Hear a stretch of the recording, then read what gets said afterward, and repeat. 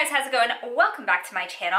If you're new here, I want to welcome you to my channel. My name is Leanne and my channel is Leanne B, and it is a lifestyle channel where I talk about anything and everything. So today's video, we're actually going to talk about how to start a YouTube channel. Now there are many videos about this on YouTube. I already know that, but they are all from big, major YouTubers. I want to give you a little perspective from somebody that's a smaller YouTuber. At this time, I have just over 4,000 subscribers, and I am a-okay with that. I've been making YouTube videos for about 3 years now, and you hear about YouTubers that have been making videos for 2 years, 3 years, and have millions and millions of subscribers. And if you're not quite there, that could be super discouraging, right?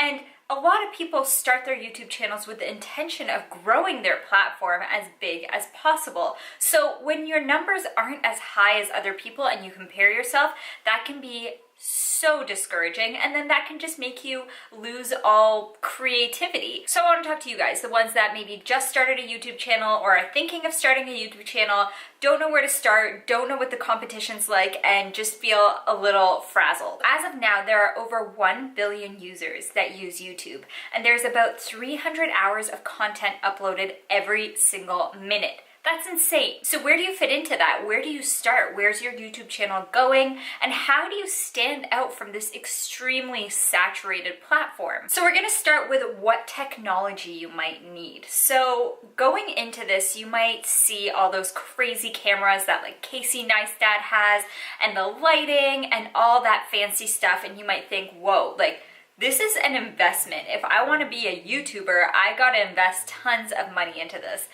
I don't believe that whatsoever. So YouTube is not for everybody. If you are somebody that's just starting out or thinking of starting out, try it out before you get into it. It is a commitment. It's almost like a part-time job, because with YouTube, consistency is key. You have to upload as often as possible so that your audience can kind of keep track with you. Like if you have a video 1 week and then you wait like 2 more weeks to upload another video, and then 3 weeks after that to upload another video, and then one the next day, nobody really knows how to keep track of your YouTube channel, so it'll kind of dwindle down a little bit. But if you have a consistent schedule, like uploading every Monday and Wednesday, every Monday, Wednesday, and Friday, whatever it might be. I try to do every single Wednesday that I upload, but your schedule is up to you. But your subscribers know when you're gonna upload, and those sporadic schedules usually work for bigger YouTubers, ones that already have a big following, and ones that just have to send out a tweet and say, hey, I uploaded, and then you can go on and watch their video. But if you're just starting out, consistency is key. So it does take a lot of time. For me, I work a full-time job. I try to record a video every Sunday, edit it Monday, Tuesday, and then upload it Wednesday. And then Thursday, Friday, I'll think of my next video idea, Saturday prep for it, and then Sunday record again. So as you can see, it does take a lot of time and energy, and that's not even thinking about the marketing of it and the networking, and there's a lot. So if this is something that you want to do, you have to know that it is going to be a commitment. And for that reason, I would not recommend going out and buying brand new expensive technology. I started out with my laptop and I had it propped up against a window, and that's how I would do my videos. And the more I started uploading videos and the more I started realizing that, hey, I actually really like this, that's when I started getting the better camera, the lighting. I still don't have all the fancy schmancy things, but I have enough for my budget and for what I can afford right now. And when you start getting AdSense, you could just save up that money and use all the money that you get towards your new equipment. So when you do go out and buy that camera and that lighting and you just don't know where to start, I'll tell you kind of a little bit of my journey. So as I had mentioned before, I started out with my laptop in front of a window, and I just used my webcam, and then I don't know if you can still do this, but back then you can just upload your video right onto YouTube, and then there was like an editing platform in the software. So that's what I used to do. And when I started making more and more videos, my husband and my parents chipped in and they got me a camera, and they got me the Sony a5100, which I'm obsessed with this camera. It's the camera that I've been using for like 2 years now. and it just makes everything look good. There's so many different options, but it does retail at $500, and I know that's not within everybody's budget. So there are some great cameras out there. Just do your research. There are some great affordable cameras out there that you can use if you do decide that this is something that you want to pursue. In terms of lighting, I first bought a ring light because I used to make beauty videos. And when I bought the ring light, I was so excited because I thought it was gonna like drastically change my videos, and it did. It had good lighting, but if you are looking to do any other video other than beauty, I would recommend getting like those umbrella lights, which I have right in front of me right now. So the reason why I personally don't recommend a ring light is because ring lights are very direct light. So if you're using this light for Instagram and any other photos, or if you want to do a wide angle, it's not going to cover that area. Whereas with those umbrella lights, or the softbox lights I think they're called, you get more of a wider area of light and it's not so direct on the face. A lot of beauty YouTubers do like the ring light because it gives you that like glamorous effect. But for everybody else, I would definitely recommend umbrella lights. In terms of audio, I don't have to use any external audio. This camera picks up audio a little too well, actually. John can be in the other room and he could be like on his computer or whatever, and it'll pick up all of that audio, which is so annoying. And it's the reason why I can only record when I'm home alone. So the audio on this camera is very good, and that is another perk because that's not another external cost that I have to do. Now, in terms of editing your videos can be very, very frustrating, and it can take a lot of time. If I have about 2-3 hours of content, which when I used to do a lot of makeup videos, I did have 2 or 3 hours of content, that would take me sometimes 6 hours to edit. So 2-3 hours of recording, 6 hours of editing. I'm spending 9 hours making this video, and that's not counting the hours that I am interacting with people, getting people to watch my videos, uploading it onto different platforms, and trying to interact with other YouTubers and other bloggers. So again, this is like a part-time job. I invest anywhere from 10 to 15, 20 hours a week into my YouTube channel, and I still feel like that's not enough. The editing software that I use is iMovie. I do have a Mac, and iMovie comes installed in all Macs, I believe, and I love using iMovie. It is free and it works very, very well for me, and I think a lot of YouTubers do use iMovie. And then if you don't have a Mac, the PC ones are Blender is a good one for PC, also a free software. And then if you do have the funds for a more expensive movie editing software, there's Final Cut Pro. I think that retails at about like $400, which is insane for editing software, but I find it funny because I can always see the difference when YouTubers transition from iMovie to Final Cut Pro, because it does have a lot more transition options. It has a lot more like sound effect options. It has a lot of different things. So I can tell when a YouTuber is using iMovie, and then I can tell when they transition to Final Cut Pro, and it's usually later on into their career because it is so expensive. I had to take my sweater off because I was getting too warm. But anyways, next I want to talk about thumbnails. So with thumbnails, any marketing expert will tell you the thumbnail and the caption is what's going to bring people into your video, your channel, whatever it may be. If you have a thumbnail that's just you talking, that's not really attractive to people, right? So you're going to want to have something a little more jazzed up. If you're new to YouTube, then you may have noticed that when you upload a video, it'll give you 3 recommended thumbnails for your video. I wouldn't recommend using any of those. I would recommend uploading your own thumbnail. When you upload your own thumbnail, it may be a little confusing at first of what the heck should I do in my thumbnail to get people into my channel. I would recommend going to YouTube channels of YouTubers that you really look up to and respect, and you don't really want to emulate, but they're what inspired you to get into YouTube. Look at their thumbnails and look at their highest performing videos and just see what the captions are, what the thumbnails are. Did they use specific colors or facial expressions or a certain kind of font or text or anything? And try to apply those little elements to your channel. Study 2, 3, 4 YouTubers and see what their highest performing videos look like, and see how you can not copy it, but add elements that are similar into your thumbnail. If you follow Sunny Lenarduzzi on YouTube, which I highly recommend if you're a new YouTuber, she talks about marketing strategies and whatnot. She recently uploaded a video about your thumbnail, and she said that in the thumbnail you shouldn't have any more than 4 words in it. So I'm gonna link that video down below if you guys want to watch it. Again, subscribe to her, highly recommend her. She's amazing and I love watching her videos. Don't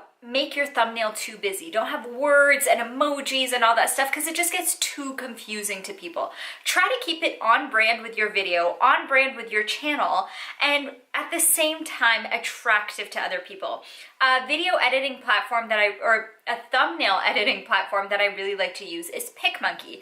PicMonkey is absolutely free. Anybody can sign up and use PicMonkey. They do have external features that you can pay for, but I never have and I've never had an issue with it. You can go into their templates and they have YouTube thumbnail templates. And it's really cool because you can pick from different templates and customize them and add your own photos and your own text and your own words. So if you're really confused, there are different platforms out there that will help you create a really cool thumbnail. It's all trial and error though, and that's what I feel like gets so many people discouraged with YouTube, because sometimes, yeah, you'll upload a video and you won't get more than 5 views, especially with this new YouTube algorithm. It's really hard to get people on your channel. Unless you hit that bell notification, people aren't being notified that you're uploading, which is so frustrating for smaller YouTubers, because unless they check their subscription box regularly, they won't see your videos. Again, remember, there are 300 hours of content uploaded to YouTube every single hour. So if you're not getting high traffic on your video,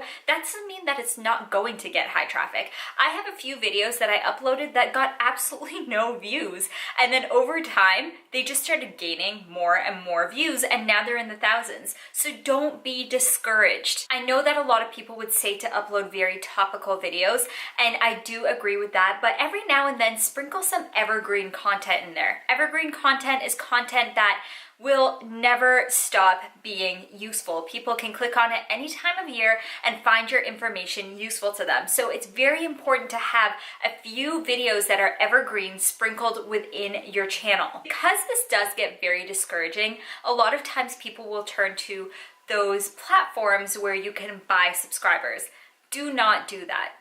Trust me when I say do not do that. I haven't personally done it before, but I know people that have done it, and really you're just hurting your channel. So you may think that boosting your subscribers by a couple hundred won't do any harm, but really it does, because people can tell when your channel is not organic. There are websites like socialblade.com that show a graph of your subscribers and your watch time, and if it's not going up gradually, if you have a huge spike or something, people are going to know that your channel, you bought subscribers.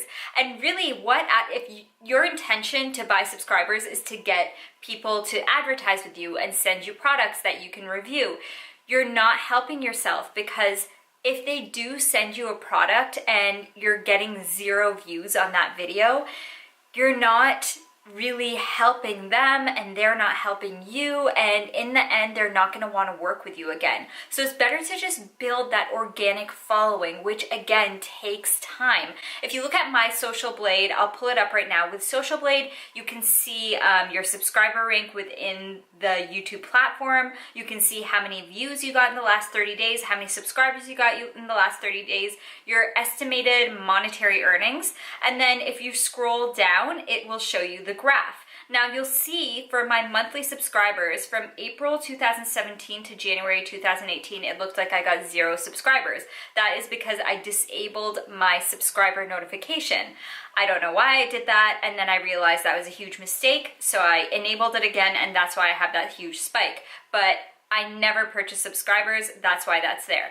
In my monthly views, you can see from July 2016 to October 2018, there has been a steady climb, there have been a few dips, but it's all been organic. I did not purchase anything. So for an advertiser, when they would see that, they would be like, okay, well, she does have organic growth and she does have people that are interested in her channel. So yeah, maybe we would want to work with her. And I have gotten a few more brands and companies that are interested in working with me, and I feel like that is kind of the reason why. They kind of see that it is organic, it is natural, and there is genuine engagement.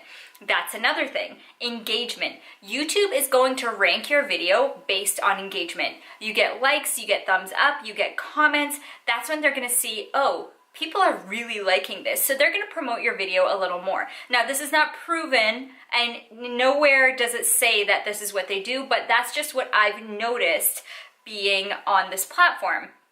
So there are videos of mine that have performed extremely well within the first day or two, and I just see the views rolling in because YouTube is like, okay, people want to see this content. We are going to kind of give it more of a boost. And you can't buy engagement. You can buy your subscribers, you can buy your views, you cannot by engagement. And I feel like that's the reason why YouTube kind of made it a little tougher in order to be monetized. I know that's a big subject right now, and if you guys want me to do another video about monetization, I will get into that. Just send your questions down below and I'll answer all your monetization questions. But right now we're just talking about starting your YouTube channel and how important it is to have organic growth and engagement. Next, we're going to talk about talking in front of the camera, and that's a big one. If you watch my earlier videos, oh my god, I was so awkward. So today I'm getting over a bit of a sinus infection, so I'm a little under the weather, but I wanted to do a clothing haul for you guys.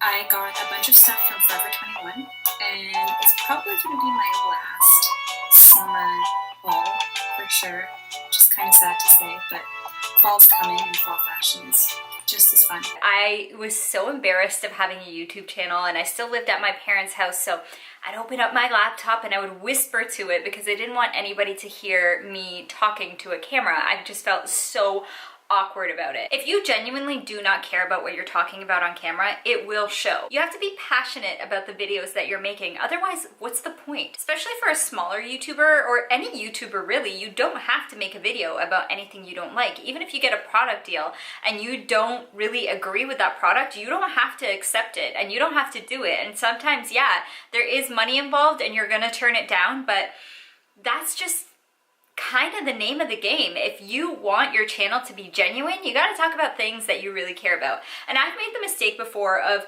making videos for the sake of making videos. Like, I started out as a beauty channel and I would do all these makeup looks, and I genuinely love cosmetics and makeup. I love that whole world, and I realized eventually that's not my niche. Like, my niche is talking about lifestyle things, cooking, YouTube, home decor. Like, basically, I want to come on here and be like your best bud that you catch up with every week, and I'm just talking to you about what I learned this week and what I kind of want to show you. So I pivoted from that beauty platform into more of a lifestyle one, which made so much more sense for me, because by the end of like my whole makeup run on YouTube, I was not passionate about it. I was doing these smoky eye looks. I did a bunch of smoky eye looks, and I just didn't even want to edit them anymore, and I'm like, what's the point of this? So I ended up actually taking a couple months off from YouTube and deciding if it was something that I really wanted to continue to pursue.